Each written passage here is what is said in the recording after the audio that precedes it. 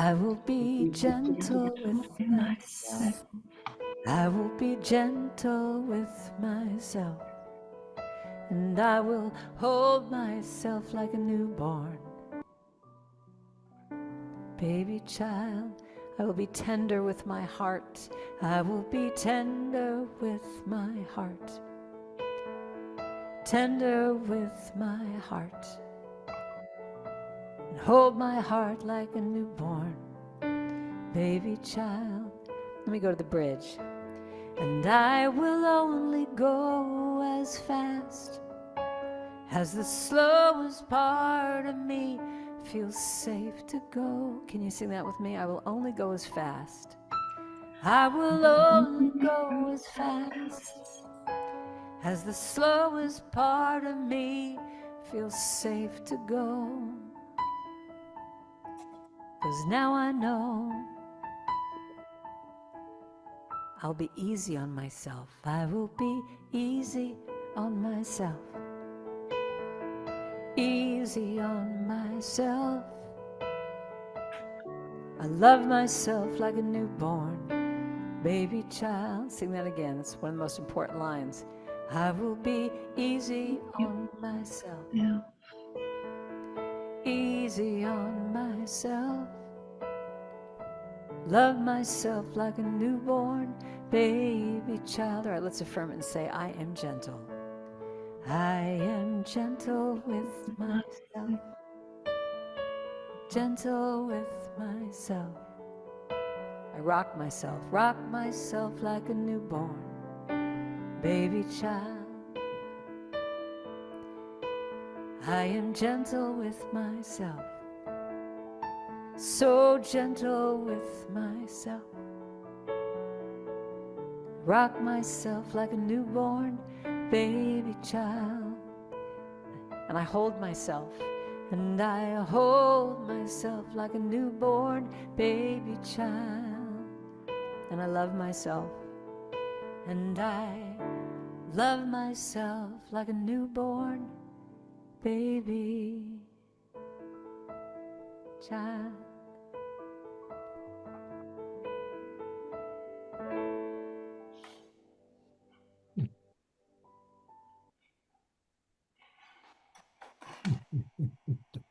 Thank you, Karen Drucker. Are you all feeling kind of loved and warmed and embraced? Absolutely. Okay. Good morning, everybody. Whoa, look, we have a huge community here. Yeah, even John Scharmer is joining us. Woohoo! Okay. So, welcome, Center for Spiritual Living Peninsula community. Guess who I am? Yes, indeed, I am your moderator for today. And I am so excited because we have a fantastic talk, especially when she already mentioned in meditation about self-doubt. Anybody have self-doubt around here? Woo! Okay. All right. We're going to talk about that. But let me say that you are here and you are here by invitation, divine appointment. An invitation is extended to you to change your entire life by changing your mind. So we explore all the teachings of the mind, the soul, the heart, different kinds of religions, different kinds of mind thoughts. So, but we also are curious about the law of thought, the idea that you live in a spiritual universe. And I love to be reminded that God or spirit or presence is a loving source of all good. In the face of so many things that are really doubtful, that does not look good, I like to be reminded, and I like it that all of us here are really on, have our mind set on the same thing. So this service has been designed especially for you. Welcome home. So we're going to talk about our Center for Spiritual Living, and we launch our service all the time with a mission statement. I know sometimes you hear spiritual happenings, innovations are happening here, but I'm going to have Joe bring up our mission statement so that we could all say it together. You should also have it in the program that I put it into the chat box. But let's have us use our super duper screen share and have the piece come up. Come on, Zoom. They've changed a lot of the features. And my tech director is challenged, get that screen up. My PowerPoint stopped working. Hold on a second.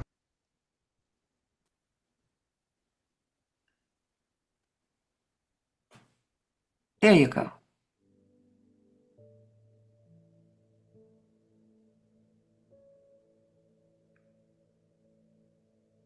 Mission statement. Here we go. You can unmic yourself if you'd like to join us with our mission statement.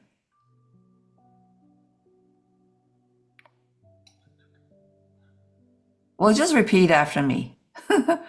Our mission is transformation through spiritual practice, education, service, empowerment, and by living inspired lives. Thank you so much, everybody. So our vision for this month is divine doubt. And Reverend Kathy Scharmer is going to speak on the topic of self-doubt as a starting point for block awareness. And so I am not the only person who's going to be bringing the beautiful music and the message to you. For example, we mentioned that we have our Reverend Kathy, who's going to be giving us the inside speech, but she's also going to be our practitioner of the day. Whoa! It turns out, happy discovery, that almost all our ministers could be practitioners. And boy, do we need you practitioners. Sometimes some of us cannot wear all the ministerial hats, and we love you. So for example, let me have a raise of hand of who are also practitioners. Come on, even the Emeritus. Yeah. This is CSLP. This is, I want people to realize that all the time. Now, our music, of course, is divided between in person and also online, but we have chosen a beautiful number of musicians who are brought to you by online. For example, today we have Karen Drucker, we also have Eddie Watkins, and we're going to have Charles Hope. There we go. Okay. Now, before I start the program, I do want to recognize that our tech host, Joe Beckner, ooh, he is doing his very best because Zoom has played tricks on us, and sometimes the Wi-Fi, and sometimes all of the above. So thank you, Joe, for all you are doing. So for the licensed practitioner, we do have a hangout afterwards. If you want that 1 minute miracle or that time with our practitioner, Reverend Kathy is also going to be available for us as well. We are Not today. Oh, not today? Okay. Well, I have given her several hats to wear, but the quick Google Hangout, if we still have our practitioners hanging out there, you're going to have absolutely be able to have that from them as well. Okay. All right. So let's go with our program. Our program is also to bring up our affirmation for the day. Ha! We still have Kathy with us. Okay. So Reverend Kathy Scharmer, we are going to have you take a look at our affirmation, and Joe is going to bring that up. And you also have it in your program as well. Our affirmation. All right, Reverend Kathy. So I will say it once on my own and then invite you to join me as we say it a second time. I accept my doubt as an opportunity to learn. And together, I accept my my doubt as an opportunity to to learn.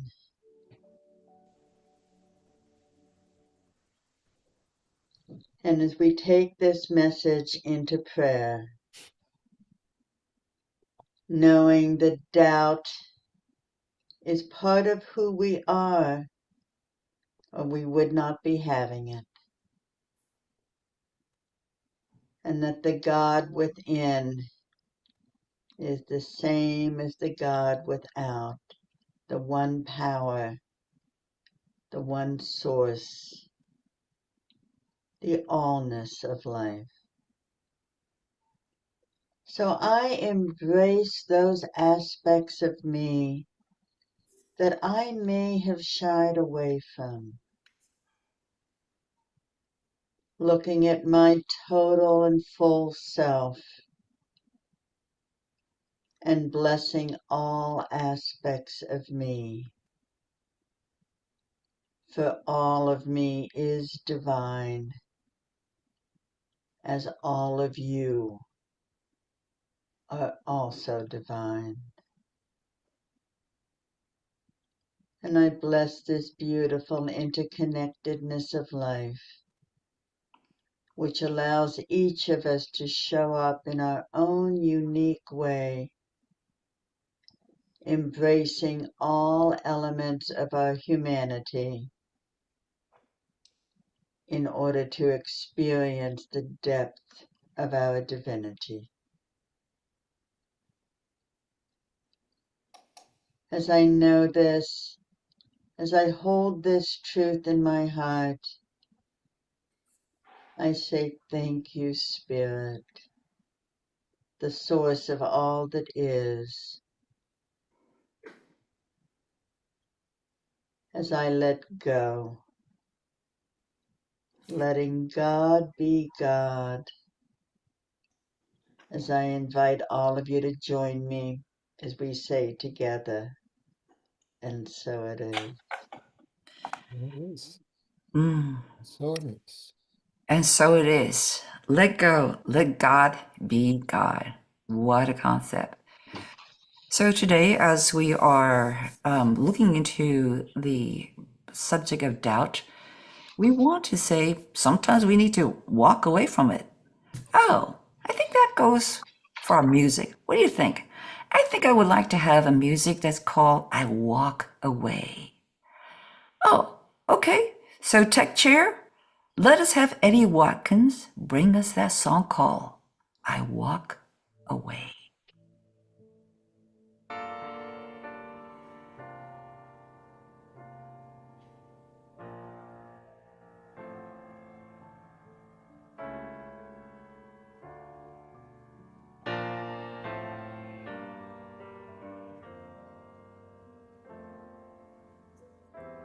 Every morning, the light keeps getting brighter as I wake up to the truth. And every day, I'm feeling so much lighter, and the world seems fresh and new. What I was taught and the way that I thought stopped serving me long ago. Now I'm learning to trust in the God of all of us. Each day I start anew, and so I'm walking away from the thinking that held me for so long. Today is the day I walk away. I'm walking away from the path that led me to confusion. Today is the day I walk away. I'm walking away from the thinking that held me for so long. Today is the day I walk away. I'm walking away from the path that led me to such sadness. Today is the day I walk away. Every day I walk away. Every morning brings a new beginning. By grace another day to be. I awaken to the sun upon me shining, lighting the way for me to see. Oh, things that I sought and the way that I thought stopped serving me long ago. Now I'm learning to trust in the God of all of us. Of yesterday I'm letting go. I'm walking away from the thinking that held me for so long. Today is the day I walk away. I'm walking away from the path that led me to confusion. Today is the day I walk away. Oh, I'm walking away from the less than that held me for so long. Today is the day I walk away. I'm walking away from the path that led me to such sadness. Today is the day I walk away. Every day I walk away. Today is the day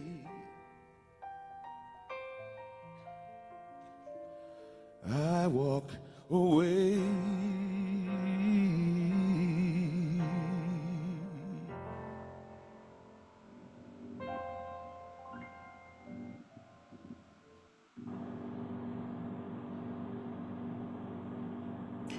Thank you, Eddie Watkins. And thank you, Reverend Allen. He found Eddie Watkins and he made sure that he's one of the artists that we're paying good money for. Absolutely. We respect the artists. We will indeed have our dues for them. Yes. But my goodness, what a great introduction for me to bring up our featured speaker for today. You know, she's going to be guiding us. She told us in meditation she would be guiding. She asked us to be knowing our own divinity. And I'm going to tell you, I sometimes suffer from imposter syndrome.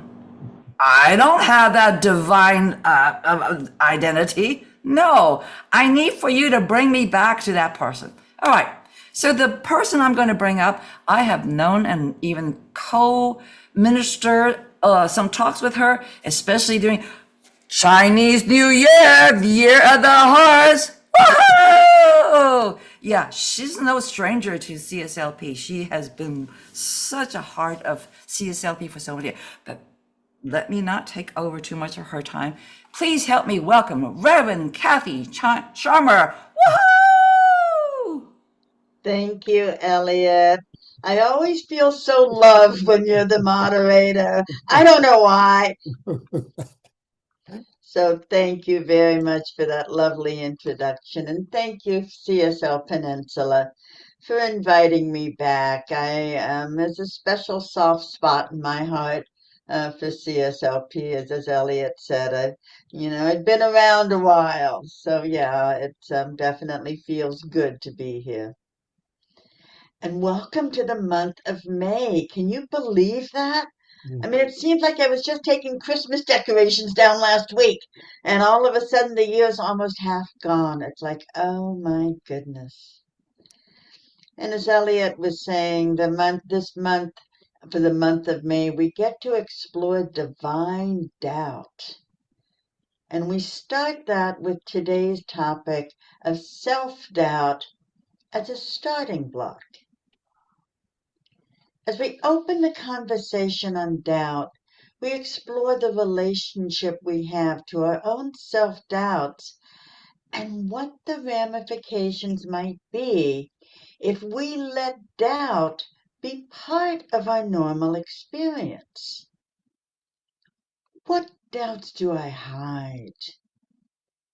What do I fear revealing them would do? And rather than hide this doubt, could all of us benefit from using doubt as an anchor to curiosity? You know, the more I think about it, the more I realize how many of us have a degree of doubt about our own worthiness to hear that direct impress of spirit, that still small voice inside. And for those of us that do hear this magnificent voice within, who among us yields completely to what we hear? That's a pretty tall order by any standard. And even when we look back in history, there are many notable figures who doubted themselves, but did it anyways. Moses did not want to lead the people out of Egypt. Noah didn't want to build an ark. And in more modern times, Helen Schucman did not want to write down the information she was receiving that later became the book, The Course in Miracles. And yet they all did. They used their own self-doubt to question and to be sure that their course of action was the right one before they took it. Is that a bad trait to have? I don't think so.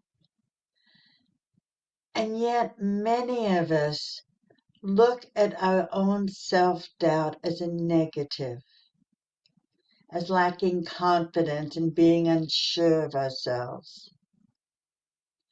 What if we accepted our own self-doubt? What then? What if self-doubt were looked at as simply as when we're tired or hungry? There's no judgment that most people would have about being hungry. So why do we look at self-doubt as a negative, something to be avoided, or at least hidden from public view? For when we accept self-doubt as a natural part of being human, we open ourselves to the ongoing experience of God through authentic and vulnerable community. Renee Brown is the author of many books and videos about vulnerability and shame. She says you don't have to eliminate self-doubt to move forward. You just have to stop letting it make your decisions. When we reject or suppress uncomfortable emotions like self-doubt, we lose the opportunity to understand ourselves more deeply and to grow through them. Accepting self-doubt as part of everyday life allows us to honor our full humanity in all of its complexity, embracing both our confidence and our uncertainty as equally important parts of the journey towards wholeness. Very honestly, I doubted if I should become a minister. I thought about being a minister off and on for over 20 years. And I kept coming back to this one thought: who am I to speak to anyone else about the divine? It seemed the very definition of hubris, and I didn't feel worthy to talk about God. Fortunately for me, Reverend Abigail Sher, the founder of CSL Peninsula, saw something in me that I didn't see in myself and encouraged me to pursue the vision I had had during a Sister Spirit retreat of becoming a minister. And yet throughout ministerial school, I struggled with my own self-worth about my worthiness until I didn't. You know, as Michael Beckwith says, pain will push you until the vision pulls you. I had gotten to a place in my life when it was just too painful to live in the shadows, to live filled with doubt about everything, to justify and defend myself when it wasn't really needed. What was needed was to accept myself with all my treasures and all my trials. Self-doubt led me to a greater exploration of who I really am and whose I really am. When I look at doubt, I ask myself, do I doubt that God exists? Of course not, and never have. Even as a child, I had healing experiences where I turned to God instead of doctors, being raised Christian Science. But somewhere along the way, I forgot about that deep faith that I had as a child, and I started doubting myself. And then feeling bad about myself that I didn't have more confidence. And yet, if I believe that God resides within me, and I doubted myself, does that mean I'm doubting God? I certainly would have never have said that I do. But if I'm hiding away from parts of me that I don't like, isn't that the same as saying God's not good enough? Ouch. Ernest Holmes, the founder of CSL, Science of Mind, said our mind must be steady in its conviction that our life is some part of God, and that the Spirit is incarnated in us. When we hide from ourselves, from things like self-doubt, it tends to fester and grow. It feeds a cycle of doubt, isolation, then deeper doubt and even deeper isolation. Self-doubt on its own is not inherently harmful, simply part of being human. What turns it into a source of pain is the secrecy, and sometimes even shame that we attach to self-doubt. In spiritual communities especially, where the focus is frequently on positivity, affirmations, happy, happy, joy, joy, unicorns and rainbows, only looking for the good. Sometimes those that experience doubt may feel that they don't have a safe space to speak openly or to seek understanding. This silence can deepen their sense of separation, as though their very humanity is at odds with the ideals of the community. By breaking the taboo around doubt, we create space where honesty is valued. Vulnerability is met with compassion and connection, flourishes in the face of uncertainty. The way through self-doubt is not to banish it, but to meet it without shame. Welcoming self-doubt as a starting point for exploration, honesty, and vulnerability.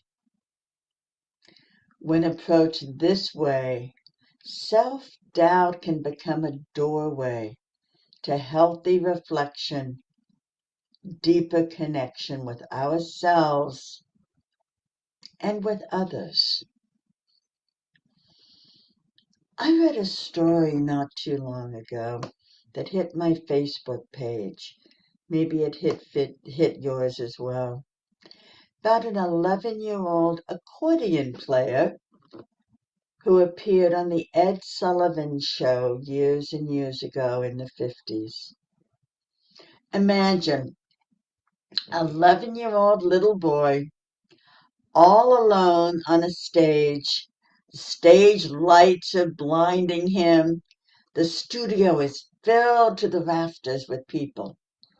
And here this little boy is, with a full-size accordion, covered his entire chest, halfway down his legs, staring out at the audience. Someone in the audience started to snicker. Then another joined in with a giggle or two, until there was outright laughter by several people in the audience. You could see this little boy literally shaking with self-doubt.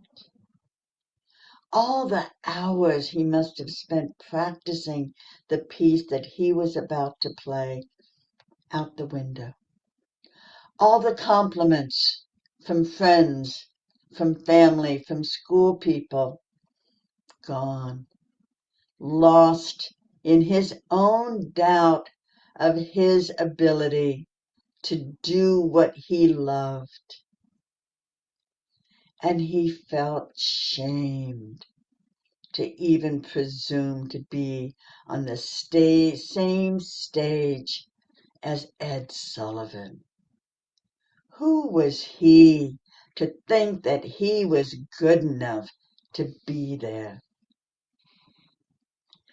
And it was then that Ed Sullivan, God bless this man, he was standing off stage as he normally was, and he decided to break with protocol. And protocol calls him to introduce the guest and then go into the offstage area. Well, he decided to return to the stage to be with this young man.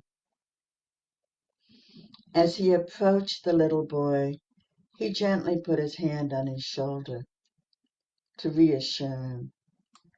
And he looked out at the audience. I want to say something to all of you. Some of you were laughing just now. I heard it. More importantly, this young man heard it too. The audience shifted uncomfortably. Those who were laughing before studiously studied the floor. Ed Sullivan continued, "This boy is 11 years old, standing on this stage in front of all of you, in front of cameras, about to share something that he loves. That takes courage. More courage than most of us have." Mr. Sullivan looks down at the boy, then back up to the audience. "I want you to give him the respect that he deserves. Not polite respect, but real respect.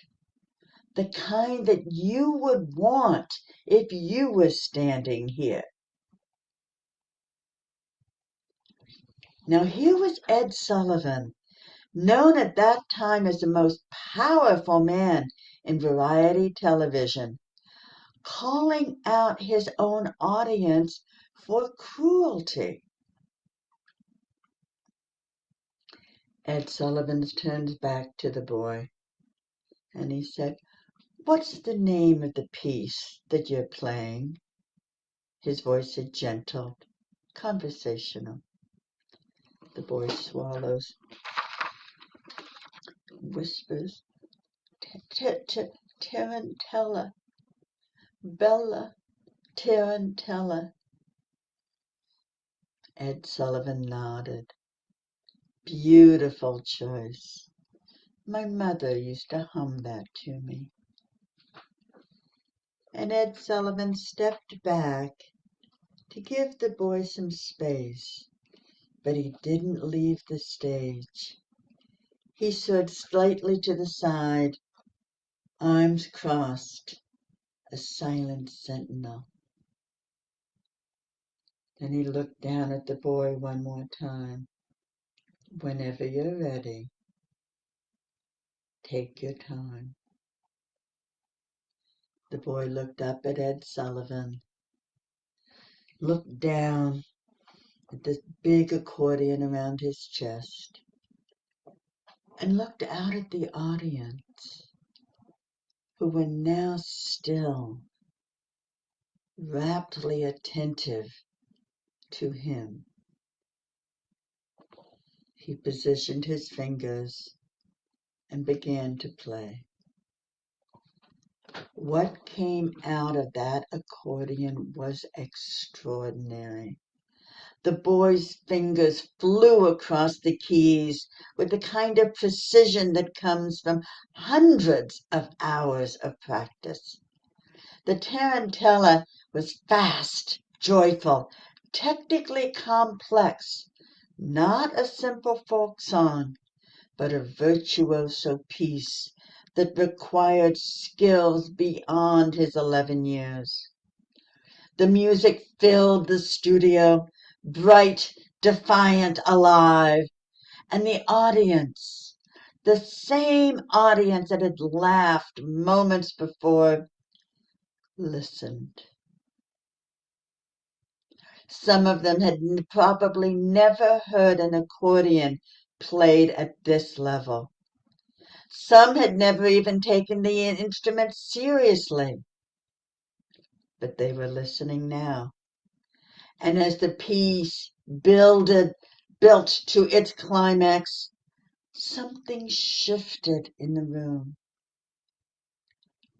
When that final note rang out and the boy's hand stilled on the keys, there was a beat of silence. Then the applause began. It wasn't polite. It wasn't obligatory. It was genuine, sustained, building in volume.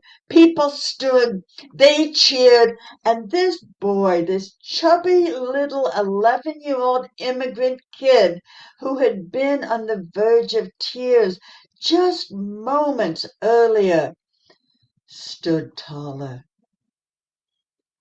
his face transformed.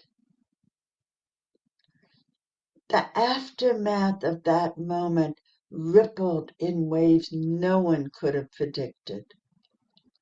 30 Seconds by Ed Sullivan changed this man's life, changed the viewpoint of his watchers, of his viewers.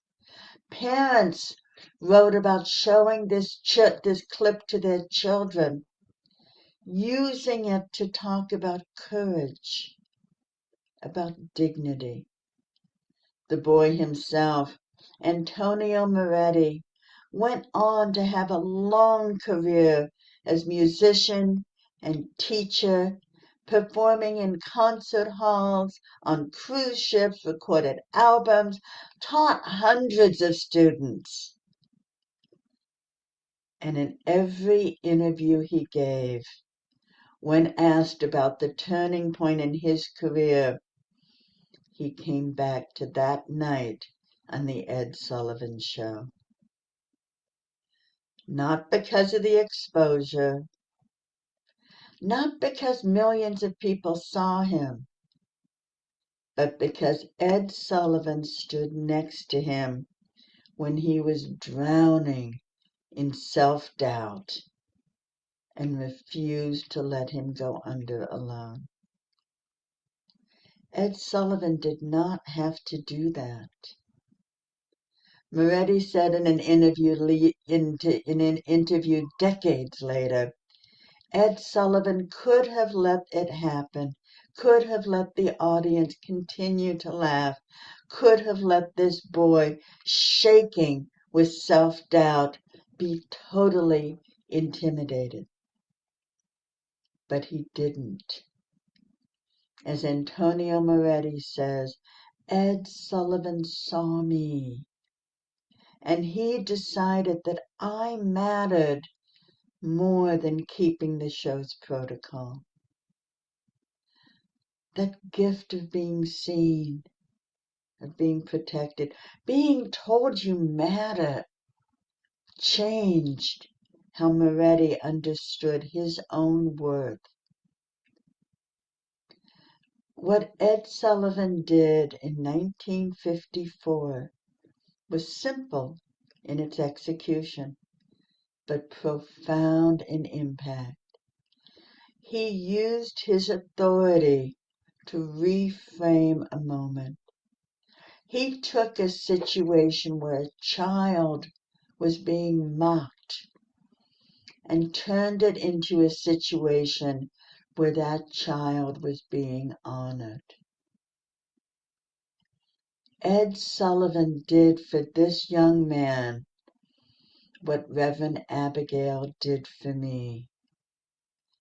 Believing in me, believing in this young man more than they did for themselves.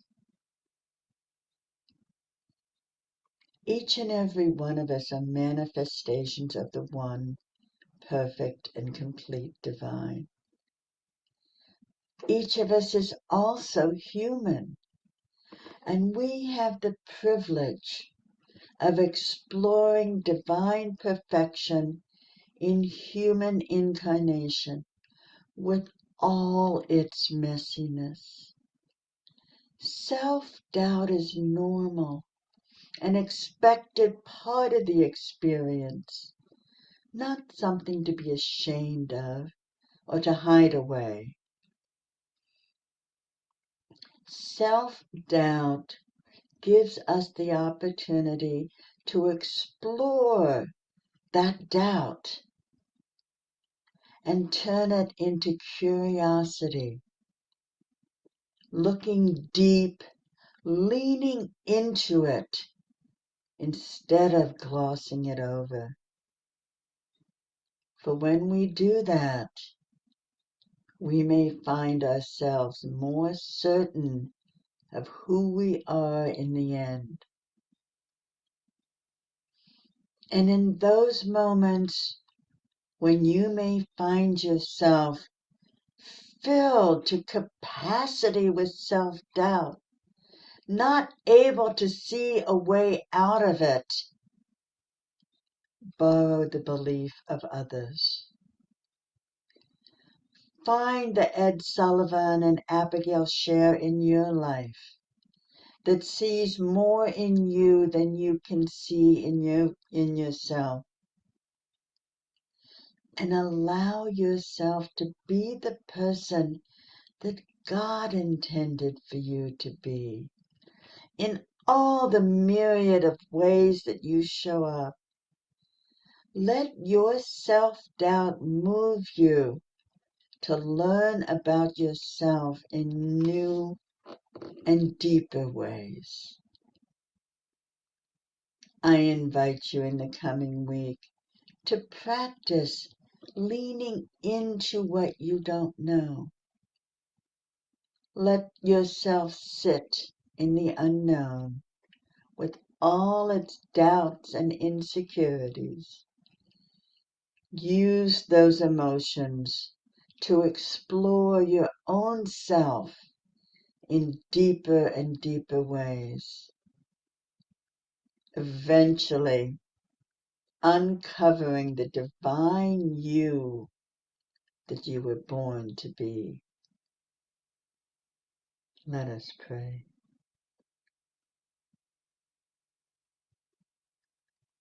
As I know this divine part of me to be that indwelling God, indwelling spirit, the part of me that walks side by side with my humanity as my divinity, for I am indeed both.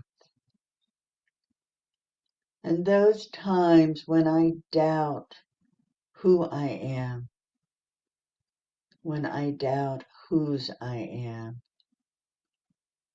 I remember the belief that has been given to me by others who saw things in me that I didn't see, who helped reveal my divine self, accepting all elements of my humanity. Knowing this truth for me, I hold this same truth for each of you, that all the elements of your humanity that make you who you are is also divine.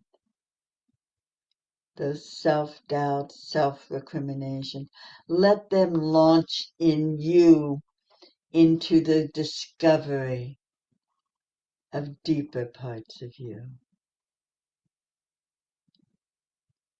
So as I hold this divine truth in my heart, I take a moment to just say thank you, Spirit. Thank you, beloved. Thank you, divine self. As I release these words and know my own wholeness, I invite you all to join me as we say together, and so it is. And so it is. So it is. And so it is.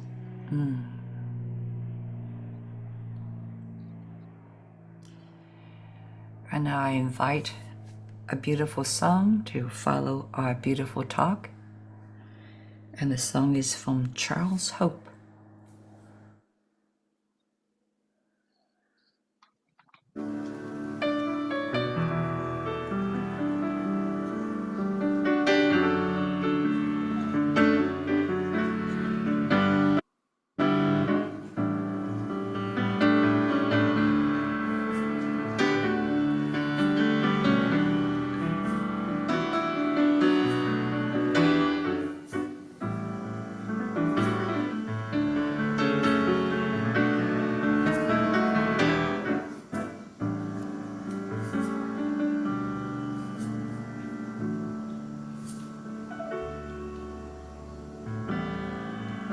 I'm tired of the guilt that brings me pain. Now is the time for me to let go of the shame. The past behind me, I see anew. I'm ready for my change. I'm ready for my change. I forgive me. I forgive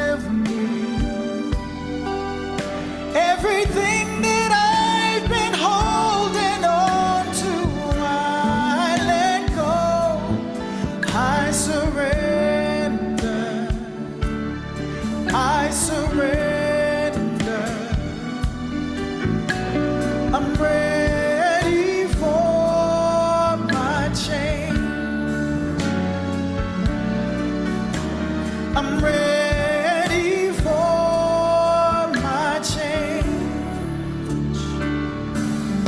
I forgive them. I forgive them. Everything that I've been holding on to, I let go. I surrender. I surrender. Said I'm ready for my change. Oh, I'm ready for my change. I forgive me. I forgive me. Everything that I've been holding on to, I let go.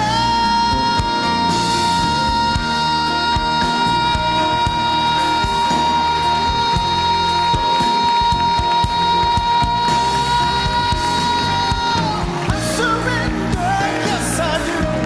No, I'm ready for my change. Oh, I'm ready for my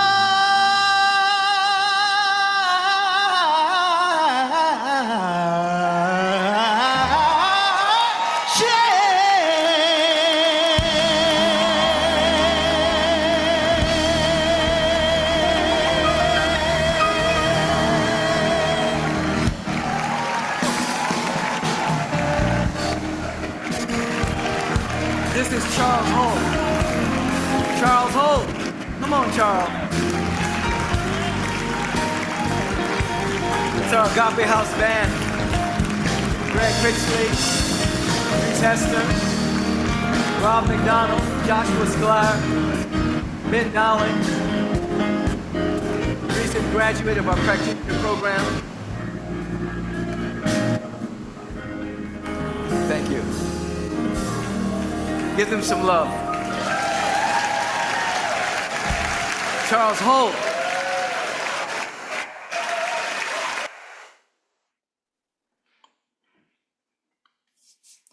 Okay, Charles Hope, I give you applause, but I'm actually bowing to our Reverend Kathy. Woo! She is the one who gives me hope. S.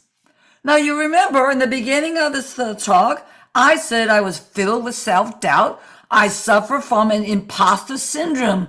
Yes, but boy, that song says, I forgive me. Why? Because Reverend Kathy said, and she promised, that she would offer a quiet, gentle guide walking beside us.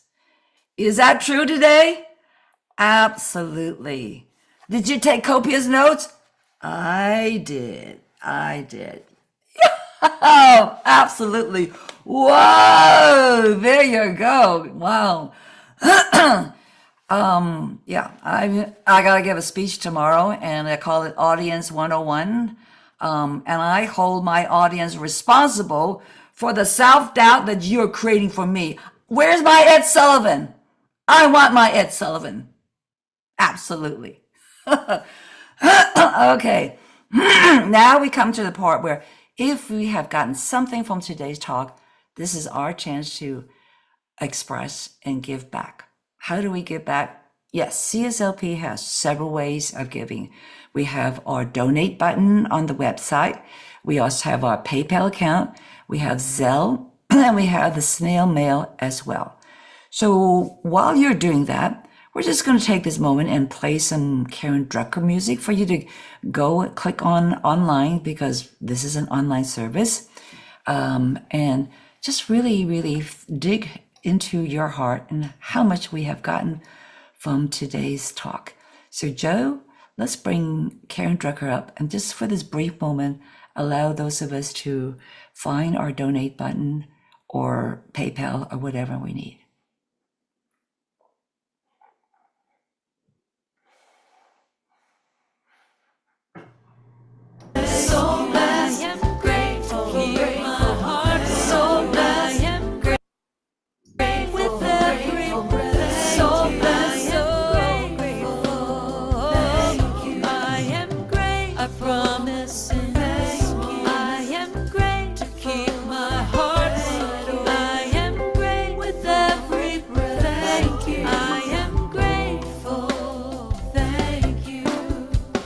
I promise in this moment to keep my heart wide open with every breath I take.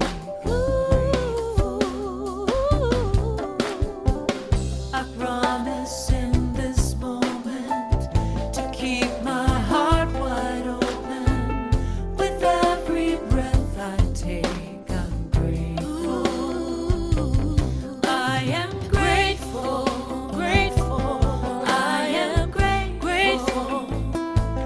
I am grateful. I am.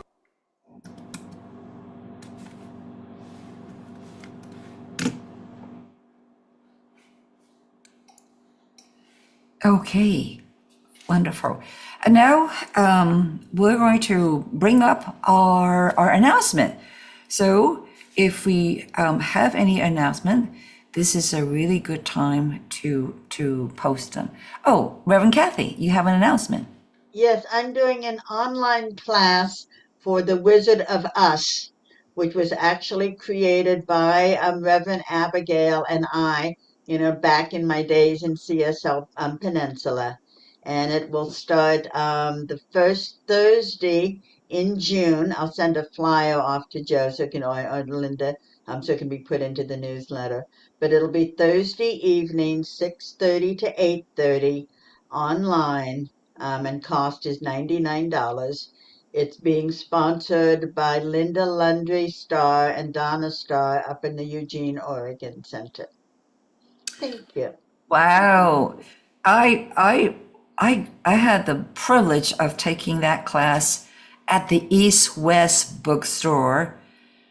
Yes, and it was by Reverend Kathy. So she's quite an Illuminati here, for sure, for sure. Okay. All right, so what else have we got to announce, Joe? Let's take a look at the slides. We have, of course, our, oh, I'm sorry. I forgot all about the giving affirmation. Thank you, Joe, for keeping me on track. All the donations that you give, let's have this affirmation to go with it. All right? Say it together with me. I bless this gift with all my love. As I give, I embody prosperity and abundance, knowing I am fully supported by the universe. This is a symbol of my love and gratitude. It does great work in the world and returns to me easily, effortlessly, and often. Wow. Thank you so much, Joe, for reminding me. And let me bring Reverend Kathy up again to have her bless our tithes and give our offertory prayer as well. Reverend Kathy?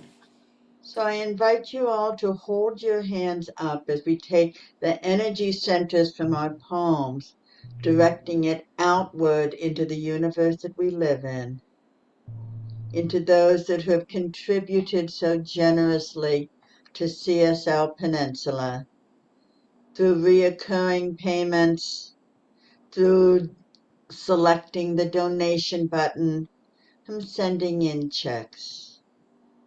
We recognize the goodness that flows out from each and every one of us, returns to each and every one of us, heaped up, pressed down, and shaken together. This is the way of the universal law. This is the way of our lives. This is the way of God. And so I take this moment to thank each and every gift that has shown up for CSL Peninsula, knowing it has come from the one source of all of us, that divine life within. So I say thank you, God, and so it is. And so it is. Thank you. Thank you for your tithing. Thank you for your words. Thank you for your wishes. And now, back to the happenings. So Reverend Kathy is going to show us the posting of her coming workshop. But meanwhile, let's see what's happening here. So on Sunday, May 24th, we have live gathering, and we're going to have Reverend Jacqueline D. Edward be talking to us. That will be at Hobie's. And our group has decided that we love our in-person meetings as well as our online ones. So CSLP is glad to offer you both. Once in a month, we will have it at Hobie's, and here it is. Okay. And then, of course, we have our mindfulness and wellness Toastmaster. I want to let you know that Kathy Scharmer and John Scharmer were part of mindfulness Toastmasters for quite a while. In fact, one of them was president, and so forth. So not to just go on and on about Toastmasters, we're not public speaking. We are also here to help you find your words, find your voice, and help you express them. So Richard is a Toastmaster, John Scharmer is a Toastmaster, Reverend Linda is a Toastmaster. So I'm hoping all of you will come to our online meeting. Tomorrow we have one.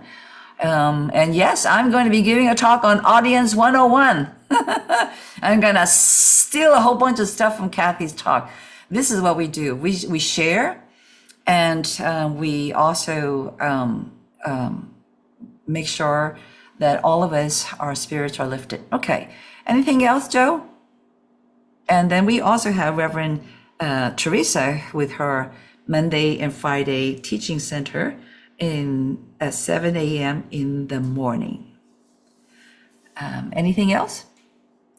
Oh, and afterwards we're going to have our hangout. Reverend Kathy is going to not be there, as I almost practically promised you, but that's okay. We have other practitioners. We have 2 ministers also, in case you do need to have those 2 minutes or 1 minute of lovey-dovey stuff. Anyway, let me bring our wonderful Reverend Kathy to close our service today with her benediction. Reverend Kathy, we are so grateful for your presence, for your everything. Could you please close out our talk with your benediction? No, I'm having too much fun here. I wanted to keep going. Oh, okay. Just take that beautiful, beautiful deep breath within and feel the gratitude for this community, for each and every hand that has been part of this Sunday service. The technology that allows us to meet in the comfort of our own home, the beautiful music selections,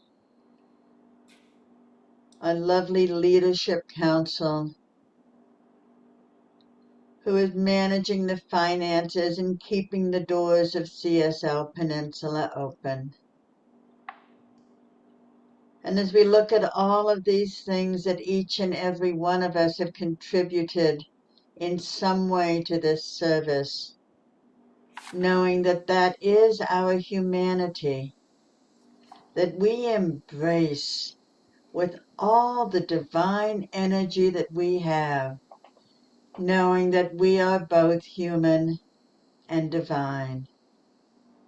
As we take all the words that have been shared in this service into our hearts, into our lives, and explore who we really are at deeper and deeper levels to reach that place of wholeness. So I say thank you, God. Thank you, Spirit. Thank you, Beloved. As I release these words to the beautiful law, knowing everything spoken today is already manifest in the mind of God. As I invite you all to join me as we say together, and so And it is. so it is.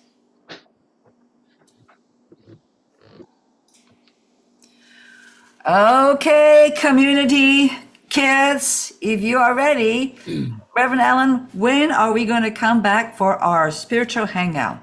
Add 15 minutes to now and we'll be back. How about All right. 11:20? Okay.